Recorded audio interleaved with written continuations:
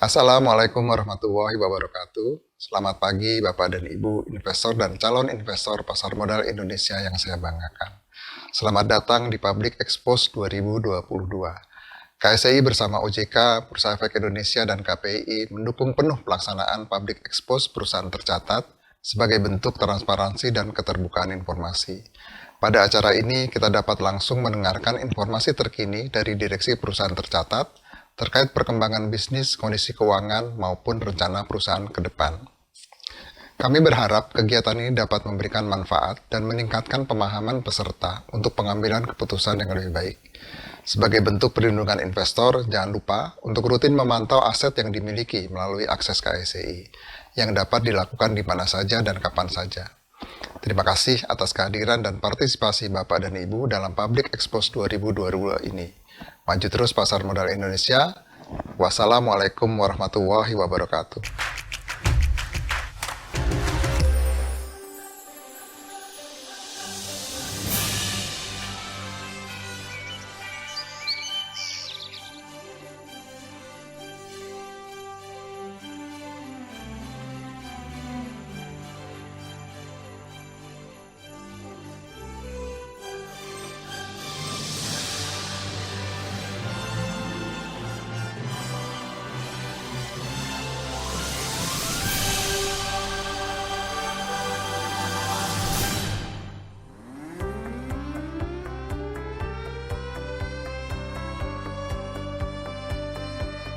PT Timah Tbk merupakan salah satu perusahaan penghasil logam timah terbesar di dunia. Perusahaan ini berkantor pusat di Kota Pangkal Pinang, Provinsi Kepulauan Bangka Belitung, Indonesia. Wilayah operasi PT Timah meliputi Provinsi Kepulauan Bangka Belitung dan Provinsi Kepulauan Riau yang dikenal sebagai Indonesian Tin Belt. PT Timah memiliki visi menjadi perusahaan pertambangan terkemuka di dunia yang ramah lingkungan. Dengan misi membangun sumber daya manusia yang tangguh, unggul, dan bermartabat, melaksanakan tata kelola penambangan yang baik dan benar, mengoptimalkan nilai perusahaan dan kontribusi terhadap pemegang saham, serta tanggung jawab sosial. Sejak tahun 1995, PT Timah telah tercatat di Bursa Efek Indonesia.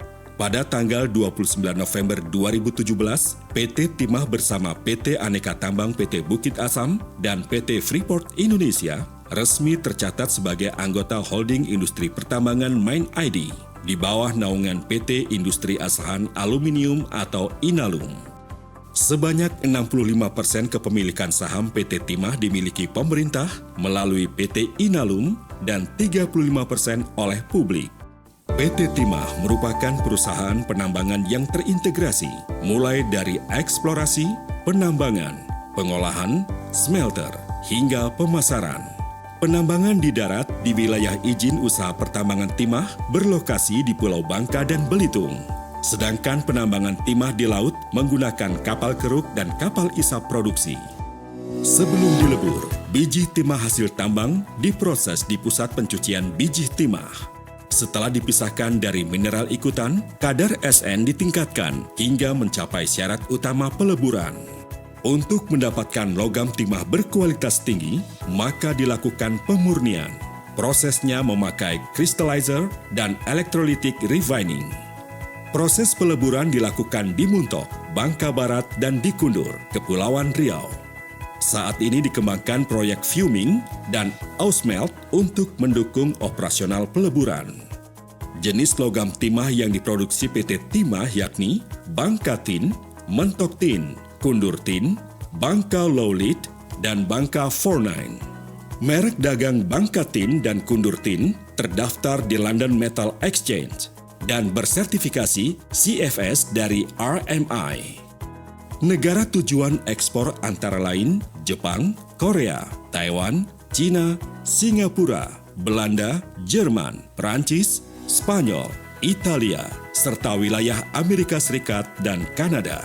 Kegiatan usaha PT Timah Tbk ditunjang beberapa anak perusahaan, yakni PT Timah Industri, PT Timah Investasi Mineral, Timah International Investment, PT Dok dan Perkapalan Air Kantung, Indometal London Limited, PT Timah Karya Properti Persada, PT Timah Agro Manunggal, PT Tanjung Alam Jaya. Guna menjaga eksistensi perusahaan, dicanangkan 4 pilar utama rencana pengembangan perusahaan yang mencakup pilar 1, mempertahankan dan memperkuat bisnis pertambangan timah perusahaan dengan melakukan peningkatan jumlah cadangan dan produksi. Pilar 2, pengembangan bisnis pertambangan non-timah dengan fokus pada mineral ikutan timah. Pilar 3, pengembangan bisnis hilir timah secara agresif dengan menguasai pasar domestik dan menembus pasar global. Pilar 4, pengembangan bisnis selektif, fokus pada bisnis yang memberikan keuntungan kompetitif pada grup PT Timah. Sebagai salah satu faktor penting keberlanjutan perusahaan, PT Timah terus mengembangkan SDM berbasis karakter unggul dalam kinerja maupun perilaku. Hasil kerja keras semua pihak ini membuahkan penghargaan dari berbagai lembaga, baik dari dalam maupun luar negeri. Sebagai entitas di tengah masyarakat, PT Timah mempunyai program tanggung jawab di bidang sarana, pendidikan, usaha mikro, sosial, dan pelestarian lingkungan.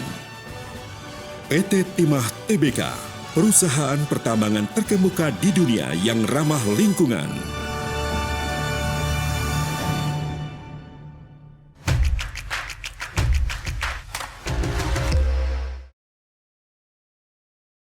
Selamat siang, Bapak dan Ibu sekalian. Salam sejahtera untuk kita semua.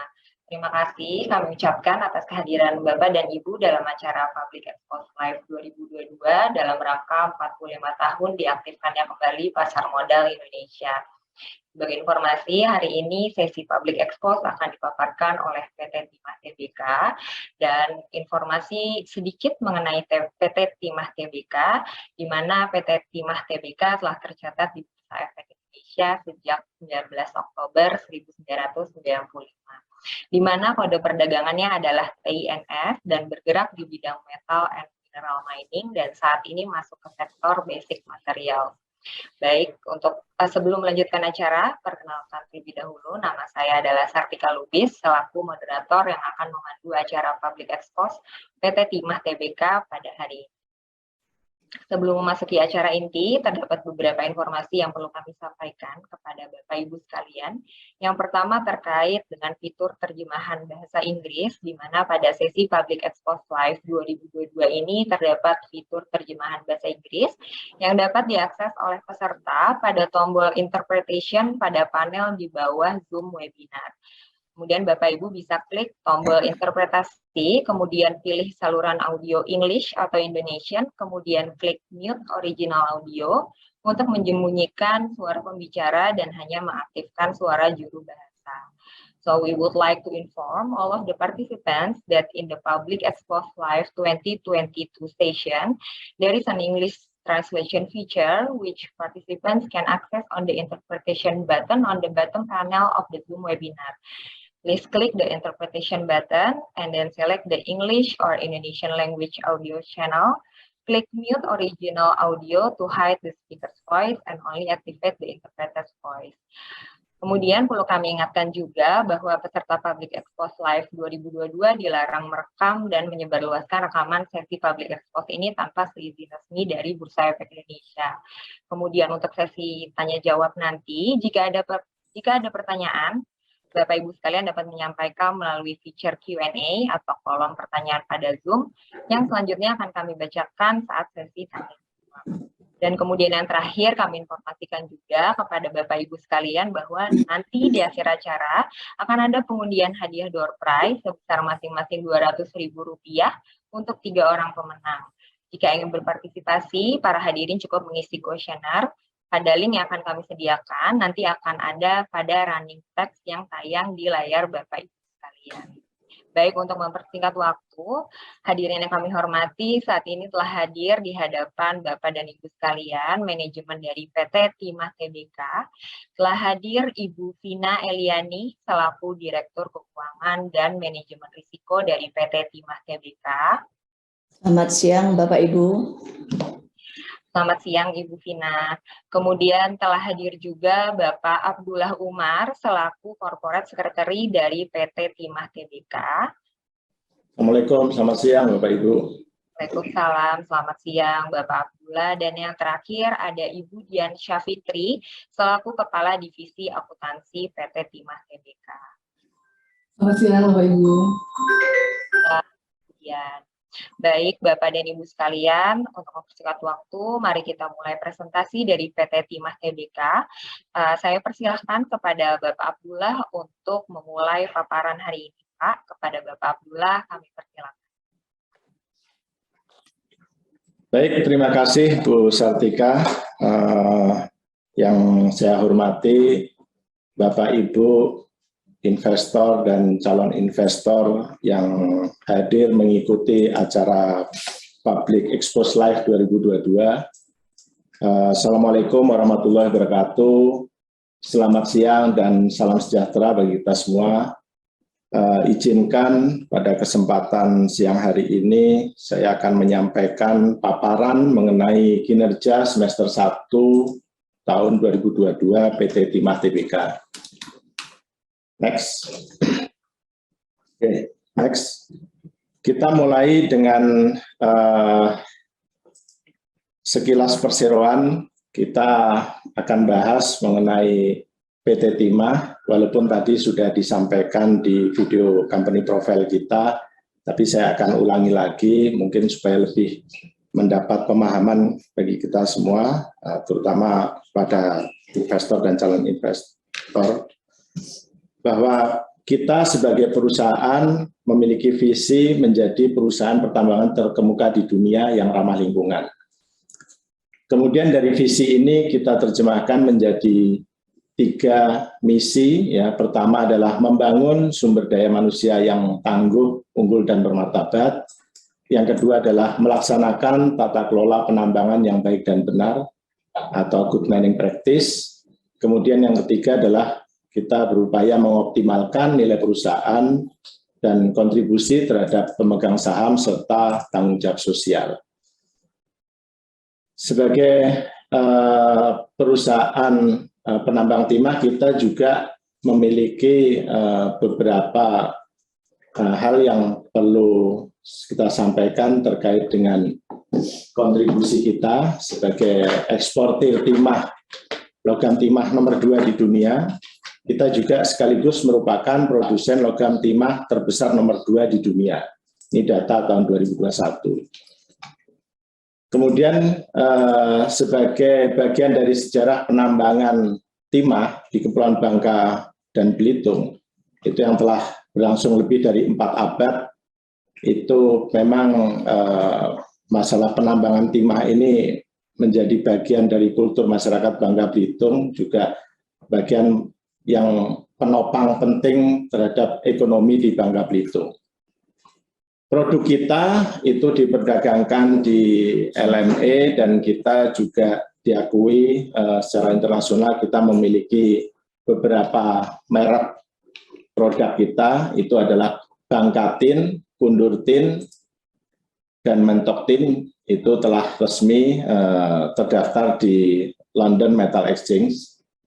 Kemudian kita juga listed di bursa sejak tahun 1995, tadi sudah disampaikan, dengan kepemilikan publik sebanyak 35%, dan kita sebagai perusahaan global, kita juga aktif di kancah industri pertimahan ya, global melalui keanggotaan di International Tin Association atau ITE. Kita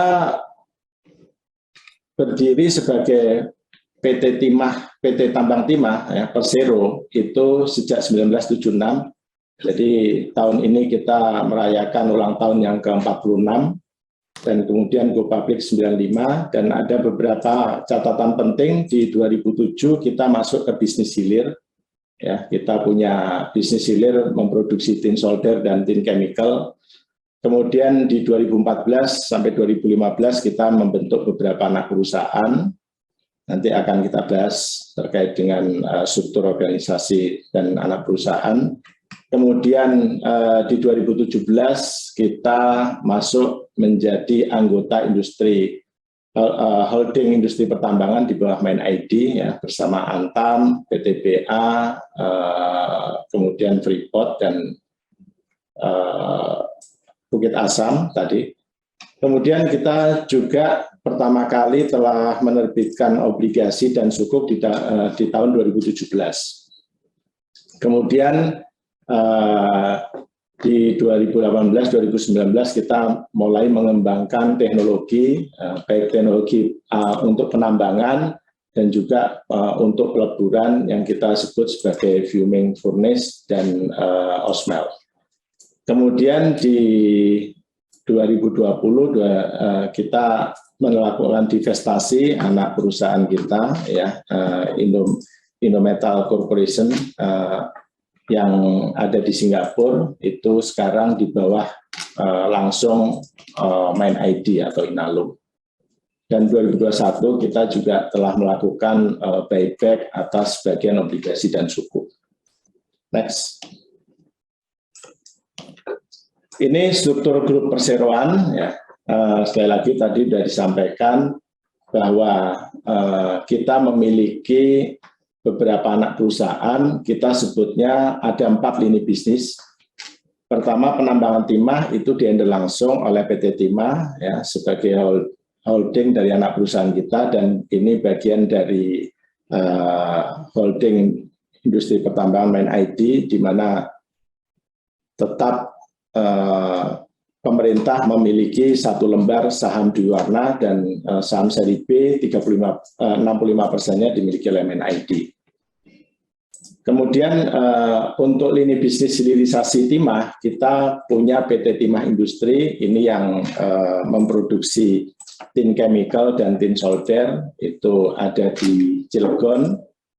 Kemudian untuk penambangan non timah, kita punya PT Timah Investasi Mineral, ini ada di Jakarta kantor pusatnya.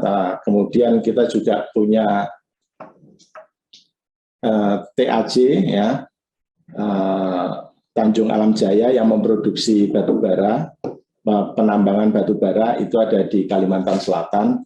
Untuk Timah Investasi Mineral kita melakukan penambangan nikel, ya, itu ada di Sulawesi Tenggara. Dan kemudian berikutnya adalah lini bisnis yang berbasis kompetensi, ya.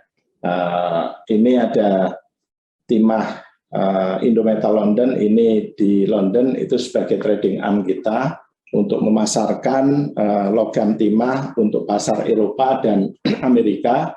Kemudian ada Tinvest, ini untuk bisnis yang sifatnya trading untuk peralatan dan jasa. Kemudian kita punya juga PT DAK, ya, Dok Air Kantung, itu yang bergerak di bidang perawatan dan pembuatan kapal, ya, untuk maintenance kapal-kapal kita juga. Kemudian kita juga punya bisnis yang berbasis agro, ya, dan yang terakhir kita juga punya bisnis yang bergerak di bidang properti atau timah properti. Ini kenapa kita memiliki bisnis di bidang properti, karena kita memiliki land bank, ya, itu sekitar 176 hektar, dan itu sekarang masih sebagian kecil, kira-kira 18 hektar yang sudah dikelola oleh Timah Properti, dan juga ada di beberapa daerah lain. Kemudian ada beberapa anak perusahaan yang tidak konsolidasi, ya, entitas asosiasi. Ada NHL, ini yang bergerak di bidang pengangkutan dan proses untuk limbah, ya, pengolahan limbah. Kemudian kita juga ada operasi eksplorasi di Nigeria. Kita juga punya rumah sakit yang kemudian diakuisisi oleh IHC. Jadi kita memiliki saham di IHC, di Indonesia Healthcare Corporation, itu 1,78%, dan kita memiliki langsung di rumah sakit yang ada di Bangka dan Belitung itu 32,99%. Kita juga memiliki asuransi di Pertalite itu 27,83%. Next. Berikutnya saya akan sampaikan mengenai bagaimana proses bisnis untuk melakukan proses penambangan ya, dari eksplorasi sampai kemudian kita melakukan pemasaran ya, hasil logam, hasil produksi timah. Jadi pada saat kita melakukan eksplorasi itu ada eksplorasi yang di darat dan ada eksplorasi yang di laut. Karena kita punya IUP ada di darat dan ada di laut. Untuk di darat itu ada di Bangka dan Belitung, ya. Sementara yang eksplorasi yang laut itu ada di Bangka, Belitung, dan Kepulauan Riau atau di sekitar Pulau Kundur. Dari hasil eksplorasi kita menemukan sumber daya dan cadangan baru, artinya kita cukup aktif melakukan eksplorasi untuk menambah life of mine, jadi umur tambang kita, bagaimana kemudian dari hasil sumber daya dan cadangan, kemudian kita melakukan penambangan. Dalam penambangan kita juga ada di onshore, ya, di darat maupun di laut. Untuk penambangan di darat, sama di Bangka dan Belitung, sementara di laut ada di Bangka, Belitung, dan di Kepulauan Riau. Untuk penambangan di laut itu kita menggunakan kita sebut kapal ISA produksi dan kapal kru. Selanjutnya dari hasil penambangan kita lakukan proses pengolahan, di mana dalam proses pengolahan ini kita melakukan peningkatan kadar pasir atau biji timah, ya, di mana dari kadar hasil proses penambangan yang relatif mungkin sekitar 30-40%, kita tingkatkan kadarnya sampai 70% SM. Pada saat proses pengolahan, disitulah dipisahkan mineral-mineral ikutan timah, ya, ada monasit, ilmenit, zirkon, dan xenotime, yang kita kenal monasit sebagai mineral tanah jarang. Kemudian setelah dilakukan pengolahan atau peningkatan kadar, biji timah dengan kadar sekitar 70% itu dimasukkan ke peleburan. Di peleburan itu ditingkatkan hingga sekitar 99,9%. Setelah dilebur, dimurnikan, dan hasil akhirnya adalah dalam bentuk balok logam timah. Kadar timahnya minimal 99,9% dengan maksimum lead, ya, pp itu 300 ppm.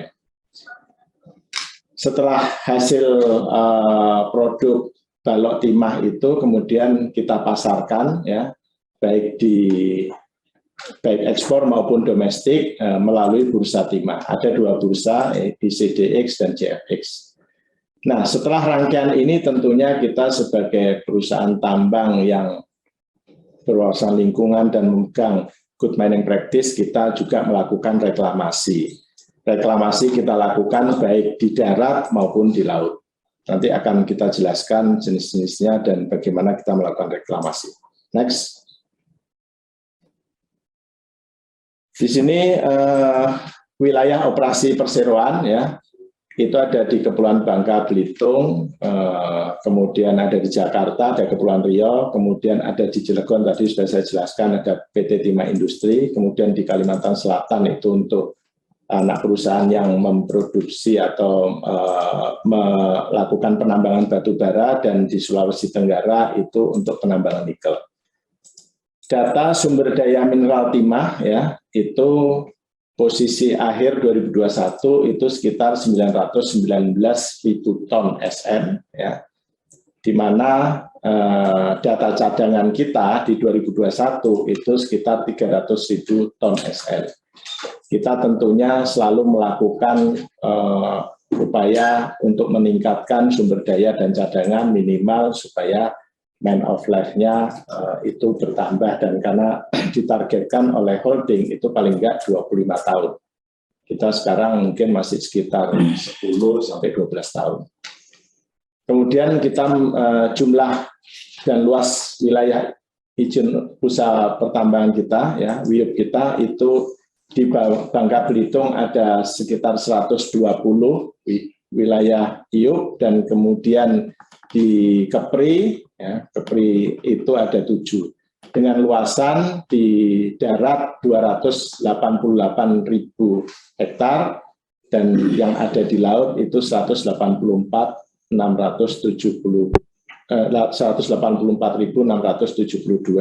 hektar. Next. Nah, ini wilayah pemasaran logam yang diproduksi oleh PT Timah, ya. Dengan melihat ini, memang hampir sebagian besar produk logam timah kita itu diekspor ke beberapa benua dan beberapa negara. Jadi ini data Januari sampai Juni, ya, semester 1 2022, itu ada 94% yang diekspor dan 6% yang untuk pasar domestik. Untuk pasar domestik itu selain konsumsi untuk anak perusahaan kita, Timah Industri tadi yang bergerak di hilir produk Timah, yaitu tin chemical dan solder. Sementara yang sebagian juga ada konsumsi untuk beberapa perusahaan dalam negeri. Untuk ekspor itu Asia itu komposisinya 45%, ada di Jepang, Korsel, India, Singapura, Cina, dan Taiwan. Kemudian di pasar Eropa itu 36%, ya, ada Belanda, Italia, Turki, Belgia, dan seterusnya. Kemudian untuk pasar Amerika itu 13%. Nah, untuk pasar Eropa dan Amerika ini pemasarannya melalui anak perusahaan kita, yaitu Indometal London yang ada di London. Next. Ini gambaran aplikasi penggunaan logam timah, ya, di dunia. Ini data Februari 2022. Kalau kita lihat itu sampai posisi akhir tahun 2021, selama tahun 2021 itu konsumsi untuk solder paling tinggi memang 48%, kemudian tin chemical 17%, tin P 12%, untuk lead acid baterai itu 7%, dan tin copper 7%, sisanya itu 9%, biasanya untuk filter dan tambahan produk lain. Next. Ini grafik yang menggambarkan bagaimana produksi dan konsumsi logam timah global. Kalau kita lihat, itu yang grafik warna hitam itu konsumsi global, dan kemudian yang warna biru itu produksi. Kemudian yang grafik warna merah itulah ada ekspor ekspor logam dari PT Timah. Nah, kalau kita lihat sejak 2015 itu terjadi gap antara produksi dan konsumsi, di mana konsumsi itu rata-rata lebih besar sekitar 3-10%.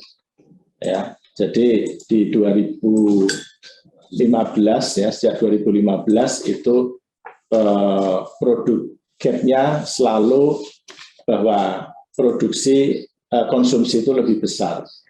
Dan kalau kita lihat di tahun 2020 itu gap-nya paling tinggi, itu sekitar 10%. Artinya ada perbedaan bahwa konsumsi lebih besar 10% dari produksi global. Dan di situ juga kita lihat bagaimana rata-rata ekspor PT Timah.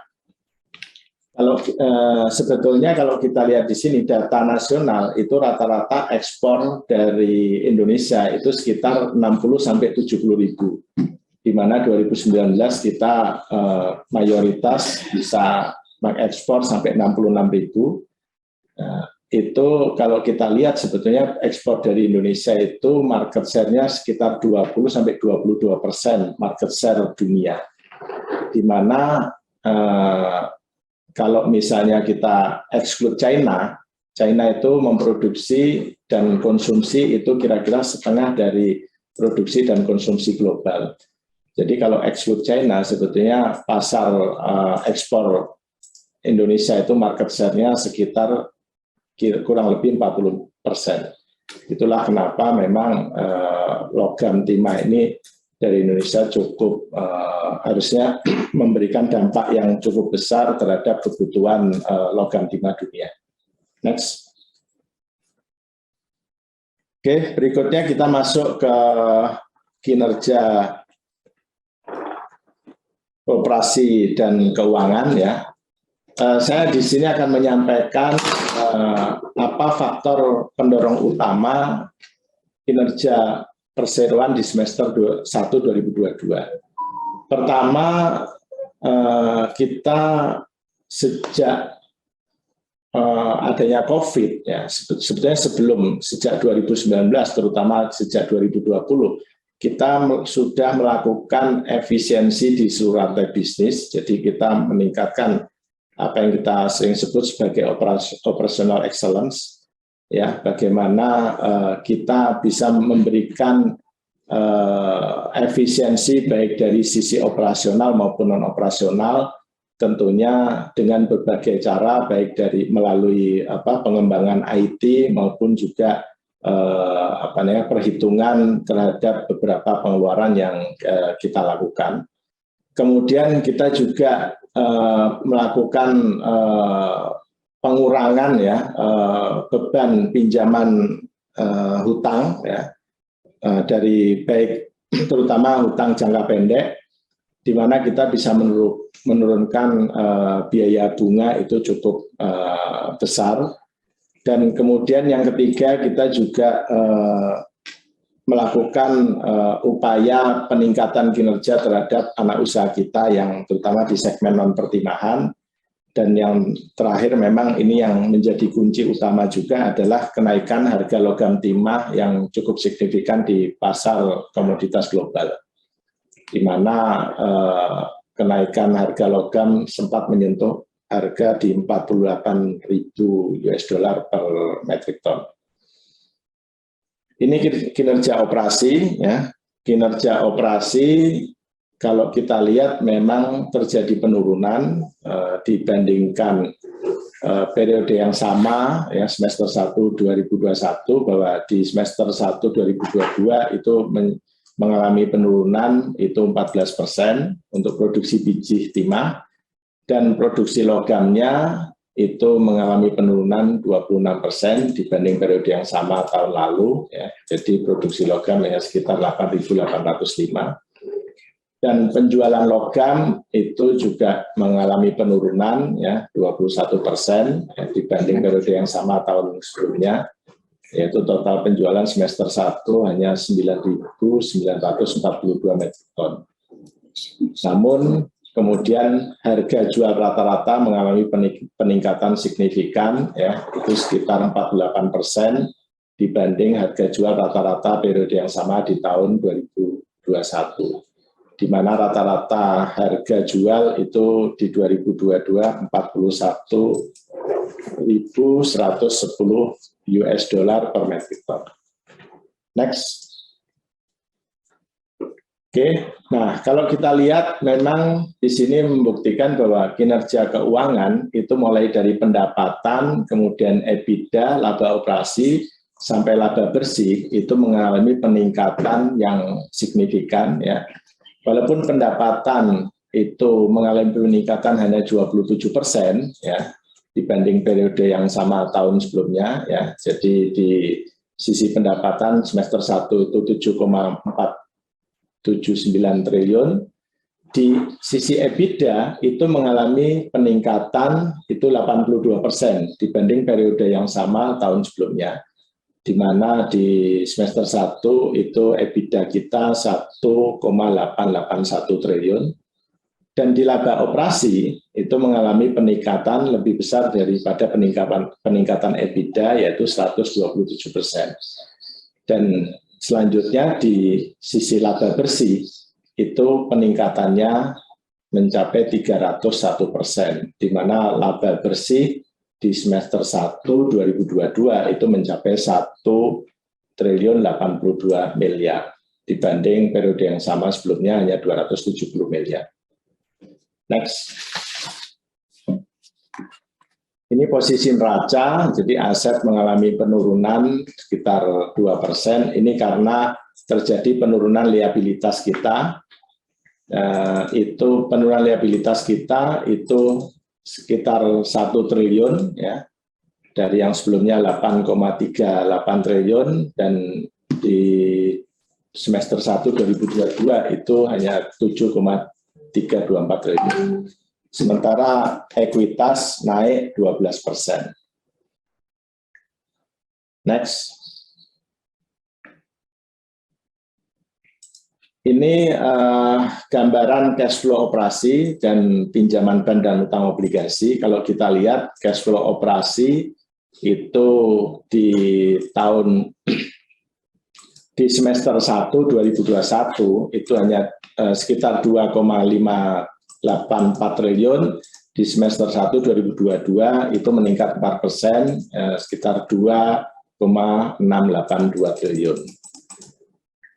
Dari situ juga kita lihat bahwa terjadi penurunan pinjaman bank dan pinjaman bank ya, itu mengalami penurunan cukup signifikan sekitar 29% ya, pinjaman bank dan utang obligasi, terutama adanya penurunan pinjaman bank jangka pendek. Di situ ada dibanding akhir 2021 ada penurunan sekitar 1,4 triliun. Sementara hutang obligasi itu masih sama dan kita di semester 2 ya, di Agustus dan September nanti ada pelunasan sekitar 1 triliun dan tentunya ini di akhir tahun hutang obligasi akan menurun cukup signifikan. Next. Ini gambaran pergerakan harga saham TINS ya. Kemudian kita bandingkan dengan LME, harga logam timah di LME dan posisi stok timah di LME. Memang kalau kita lihat ini terjadi kenaikan stok ya, dan kemudian harga LME itu mengalami penurunan signifikan, harga logam timah di LME di mana sempat menyentuh hampir 48.000 dan kemudian sekarang ini rata-rata di 22.000. Tapi kalau kita lihat tadi posisi produksi dan konsumsi sebetulnya masih terjadi gap cukup signifikan. Jadi secara fundamental kami yakin harga LME akan mengalami perbaikan lagi dibanding kondisi saat ini. Sementara harga saham timah kalau kita lihat memang relatif masih cukup stabil, terjadi penurunan walaupun masih relatif lebih tinggi dibanding kondisi pada saat setahun atau 2 tahun lalu. Next. Oke, berikutnya akan saya jelaskan mengenai kinerja TJSL Perseroan. Next. Kinerja tanggung jawab sosial perseroan ya, kita sekali lagi memiliki komitmen dalam mendukung SDGs ya, atau pembangunan berkelanjutan. Kita menjalankan ya tanggung jawab mulai dari program tanggung jawab sosial maupun pendanaan usaha mikro dan kecil atau PUMK. Kalau kita lihat dari data terakhir itu terjadi kenaikan walaupun di 2021 itu mengalami sedikit penurunan. Ini untuk program ini itu kita fokusnya ada di 3 sektor ya, ada pendidikan, lingkungan, dan UMKM. Ada beberapa program TJSL ya, tanggung jawab sosial dan lingkungan ya, mulai dari kita untuk reklamasi ya, fishing ground dan coral garden, kemudian Tinskubator ini adalah program untuk membantu UMKM ya, itu kita bantu untuk bagaimana meningkatkan pengusaha-pengusaha kecil, kemudian kita beri pendidikan, kita bantu supaya mereka naik kelas. Kemudian ada beberapa kaitannya dengan untuk pendidikan, kita melakukan timah pengajar, kita juga memberikan beasiswa untuk anak SMA ya. Kemudian kita juga melakukan penanaman mangrove. Kemudian untuk di bidang kesehatan kita juga ada namanya timah Go Sehat atau Oto Sehat, itu mobil yang memberikan bantuan kesehatan gratis ke masyarakat di desa-desa di sekitar daerah operasi. Kemudian juga ada program ERG terkait tanggap bencana dan bagaimana kita meningkatkan mitra binaan. Untuk program pendanaan UMKM ya, kita selain menyalurkan dana PUMK, kita juga membantu bagaimana meningkatkan alat produksi UMKM ya, kemudian memberikan pelatihan, workshop dan studi bagaimana mereka bisa menjadi mitra binaan yang naik kelas. Di mana target kita dari beberapa mitra binaan itu yang naik kelas hanya sekitar 50 orang. Dan kita memang juga punya showcase ya, jenis galeri itu di Bangka, itu yang menjual produk-produk dari mitra binaan kita. Dari total rencana penyaluran dana CSR baik PJSL dan PUMK itu sekitar 47,64 M, memang baru terserap 15,9 miliar, di mana ini terutama untuk PUMK memang kita mau menyalurkan lewat BRI. Next. Untuk pengelolaan lingkungan, ya, kalau kita lihat ini kita rata-rata melakukan pembukaan lahan untuk tambang itu sekitar 400 hektar per tahun, di mana hampir 100% kita lakukan reklamasi. Di mana reklamasi darat itu yang rencananya 402,5 hektar itu sudah terrealisasi 49% atau 197,54 hektar. Ini gambaran bagaimana realisasi reklamasi kita sejak 1992 sampai Juni 2022, ya, itu hampir 100%. Jadi dari bukaan lahan 16.000 hektar itu sudah realisasi reklamasi sekitar 15.932 hektar. Ini gambaran beberapa lokasi reklamasi, dan kita juga melakukan reklamasi dalam bentuk lain, itu ada di air jangkang Bangka ya, ini yang sekalian untuk daerah wisata, karena di situ kita lakukan reklamasi juga untuk bukan hanya tanaman keras tapi ada buah, termasuk juga penangkaran hewan-hewan liar ya sebelum dilepas ke alam, dan ini menjadi tujuan wisata baru di Bangka. Juga kita kembangkan ada di Belitung, kita sebut daerahnya namanya Selinsing, itu juga bagian dari pengembangan reklamasi dalam bentuk lain yang bisa menjadi daerah ekowisata. Next. Berikutnya untuk di laut ya, untuk reklamasi laut itu kita melakukan beberapa kegiatan, baik fish shelter ya, artificial reef, transplantasi karang, kemudian kita sebut ada restocking ya untuk cumi, penanaman mangrove, restocking kepiting, bakau, kemudian ada penahan abrasi, dan juga kita bantu untuk pemantauan kualitas air laut.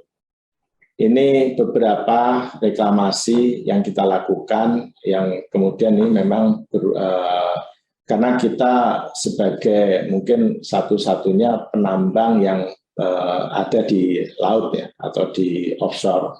Jadi kita cukup kreatif melakukan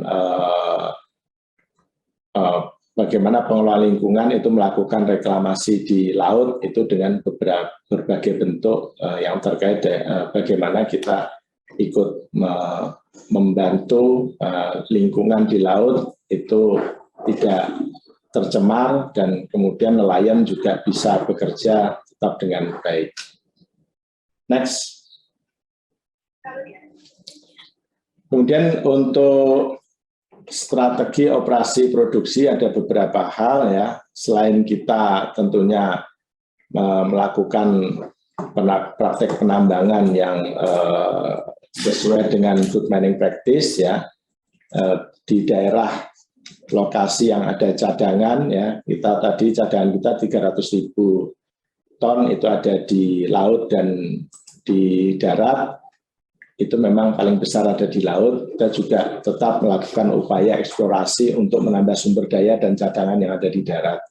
Kemudian kita memperkuat penambangan ya, baik di darat maupun di laut, terutama yang di laut. Itu memang kalau kita lihat cost-nya relatif lebih murah dibanding yang ada di darat. Kemudian kita juga bekerja sama dengan pemerintah bagaimana memperbaiki tata kelola pertambangan timah ya, dan tata niaga timah karena memang marak adanya illegal mining ya, itu isu yang sangat sering kita dengar, ada illegal mining di Bangka dan Belitung. Kemudian kita juga masuk ke eksplorasi untuk pengembangan tambang primer ya, jadi bukan hanya aluvial, tapi kita ke depan sudah mulai mengarah ke pengembangan eksplorasi dan penambangan di tambang primer. Dan tentunya kita berupaya meningkatkan kontribusi dari produk hilir timah ya, melalui anak perusahaan kita untuk mengembangkan baik tin chemical maupun tin solder. Next.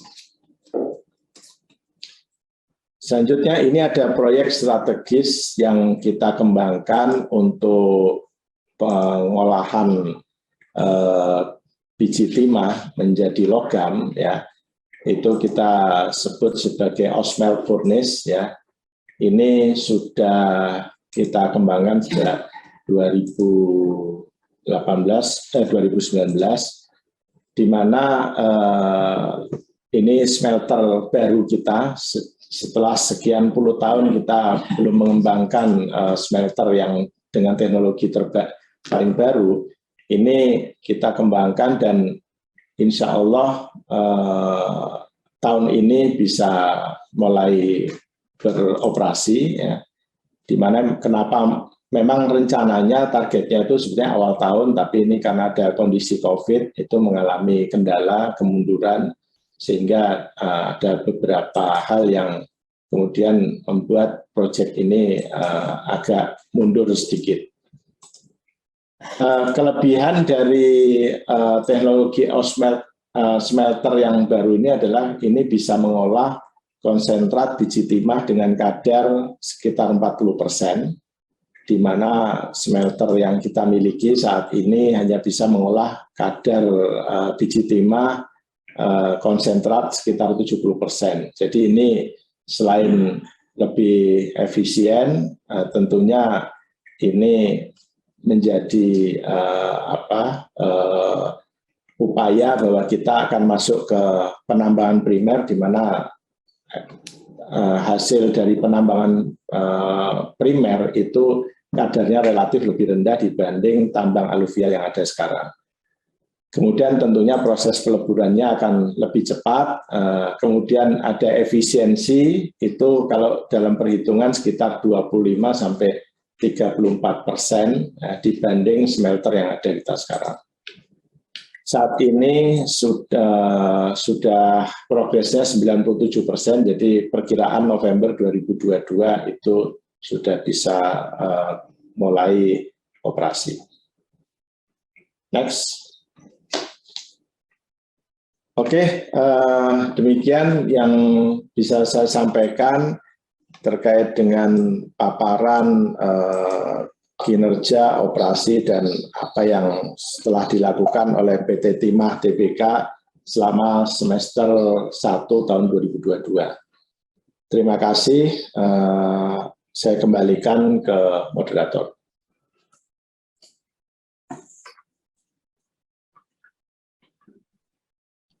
Baik, terima kasih kepada Bapak Abdullah atas paparannya, Pak.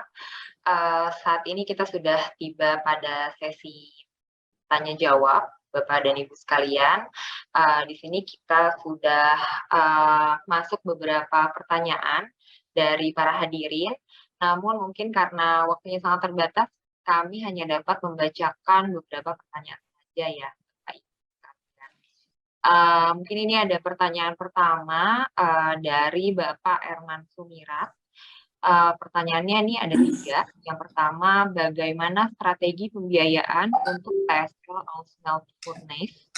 Kemudian bagaimana kontribusi proyek secara signifikan ini nantinya terhadap margin dan pertumbuhan profitabilitas ke depannya? Dan yang terakhir, apakah harga jual produk timah dengan menggunakan harga market atau dengan fixed price? Mohon dijelaskan komposisinya. Baik, mungkin dari Bapak Abdullah atau Ibu Tina bisa silakan dijawab. Jadi pertanyaan Pak. Ya, baik, terima kasih Mbak Ambar. Kami akan menanggapi pertanyaan dari Pak Erman Sumirat. Yang pertama, bagaimana strategi pembiayaan untuk Osmelt? Saat ini untuk proyek Osmelt kita dibiayai oleh ECA financing, di mana mendapatkan pendanaan dari Finvera dan juga Indonesian Exim Bank dengan total fasilitas pendanaan sebesar 73 juta dolar.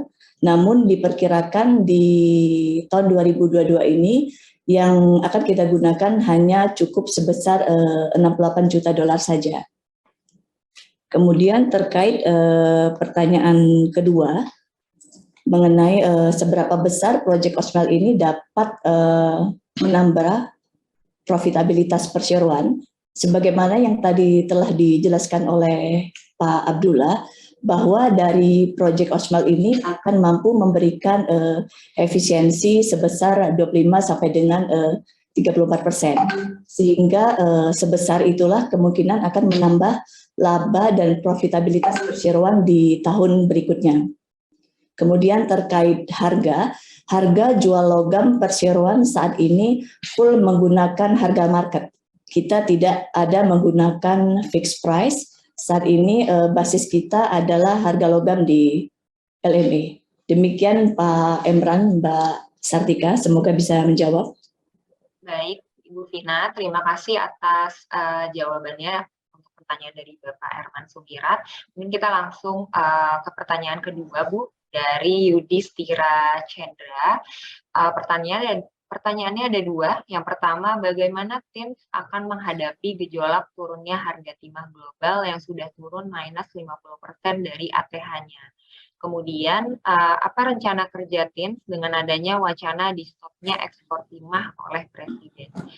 Silakan Ibu Vina atau Bapak Abdullah. Baik, terima kasih Bu Ambar. Memang harga jual di semester kedua turun signifikan, mencapai 50% jika kita bandingkan dengan harga jual di semester 1 tahun 2022.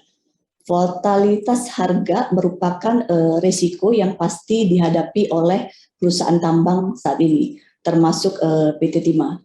Namun PT Timah telah berupaya semaksimal mungkin untuk menghadapi penurunan harga ini. Salah satunya PT Timah melakukan optimalisasi untuk hedging harga jual logam, terutama untuk penjualan yang sifatnya long term contract. Kemudian dari sisi operasi, perseroan akan mengoptimalkan produksi di semester kedua tahun 2022 sehingga nanti dapat membantu untuk menurunkan harga pokok secara keseluruhan. Efisiensi di seluruh lini usaha terus-menerus kami lakukan, apalagi di tahun 2022 ini akan lebih kami tekankan. Sehingga diproyeksikan nanti di semester kedua, cash cost perseroan akan turun mengikuti penurunan harga jual logam. Demikian Mbak Sartika. Baik, Ibu Vina, terima kasih banyak Bu atas penjelasannya. Mungkin itu adalah pertanyaan yang terakhir Bu Vina dan Bapak Abdullah serta Ibu Jan.